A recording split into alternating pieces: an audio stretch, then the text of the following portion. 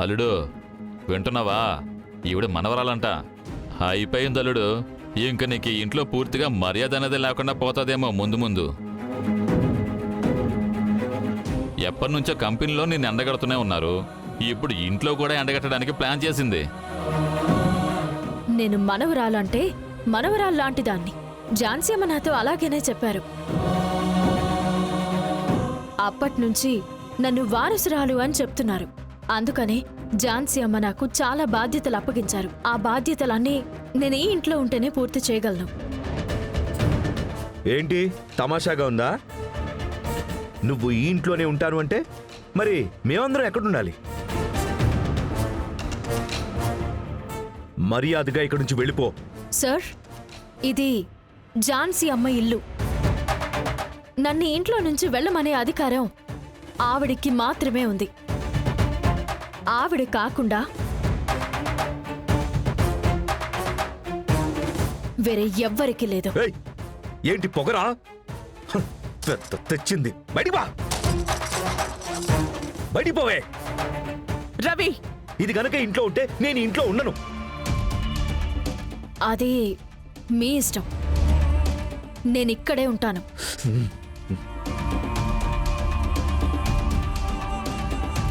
రవి, బంగారి సూట్ కేస్ని లోపలికి తీసుకురా.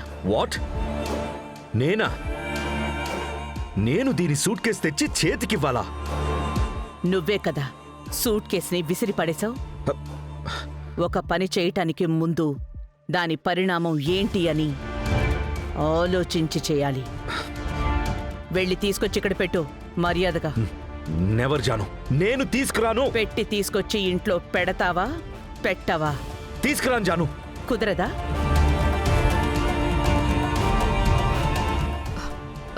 రవి, ఝాన్సీ అత్తయ్య గాని కోపం వచ్చిందంటే మొత్తం ఆస్తి అంతా బంగారి పేరు మీద రాసినా రాసేస్తుంది. తీసుకునిరారా. కుదరదమ్మా. అత్తయ్య, నన్ను వెళ్ళి తీసుకురమ్మంటారా? రవినే సూట్ కేస్ తీసుకురావాలి. లేదంటే నేనేం చేస్తానో నాకే తెలీదు. తర్వాత అందరూ బాధపడాల్సుంటుంది. రవి, నేను ఎంత మొండిదాన్నో నీకు తెలుసు.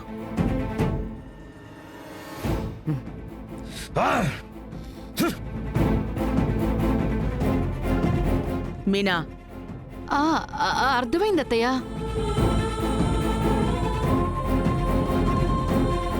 బంగారి రా.